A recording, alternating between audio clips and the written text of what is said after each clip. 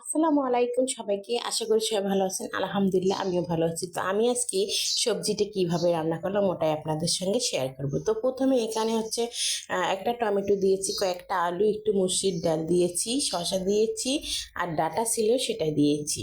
তো এভাবে কিন্তু হোটেলে এই রান্না করা হয়। তাই ভাবলাম যে আজকে তো ঘরে সবাই থাকবে, হোটেলের স্টাইলেই রান্না করি, ভালো লাগবে। যার কারণে এটা আমার রান্না করা। তো এখানে লবণ, হলুদ, আদা রসুন বাটা দিয়ে জাল করে নিচ্ছি কিছুক্ষণ। সিদ্ধ হওয়ার পরে আপনাদের দেখিয়ে দিচ্ছি, দেখুন এখন কিন্তু হাফ হাফ সিদ্ধ হয়ে গেছে। তো আমি আরও একটু সিদ্ধ করব। সিদ্ধ করার পরে যা যা করব সবই আপনাদের দেখিয়ে দিব। অবশ্যই কিন্তু ভিডিওটার সঙ্গেই থাকবেন, হয়তো ভালো লাগতে পারে। একদিন রান্না করে আপনিও খাওয়াতে পারেন আপনার ফ্যামিলির লোককে।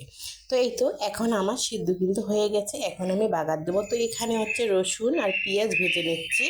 তো তেল দিচ্ছি সঙ্গে, আর কিছু দিইনি। তো কিছুক্ষণ ভাজবো, ভাজার পরে এখানে আমি যেটা আর দেবো সেটা হচ্ছে শুকনো মরিচ আর হচ্ছে জিরা। তো এভাবে কিন্তু পাঁচফোড়নের মতো, কিন্তু আমি পাঁচফোড়ন দিইনি। পাঁচফোড়নটা দিলে অবশ্যই একটু অন্যরকম লাগতো, কিন্তু দেইনি আমি, আমার কাছে ছিল না। তো আপনাদের কাছে থাকলে অবশ্যই দিবেন, ভালো লাগবে।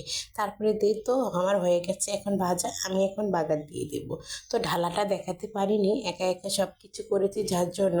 তো এই তো বলক চলে আসছে, খুব সুন্দর বলক আসার পর একটু শুকনো মশলার গুঁড়ো দিয়েছি, দেওয়ার পরে এই যে হয়ে গেছে আমার কিন্তু রান্নাটা।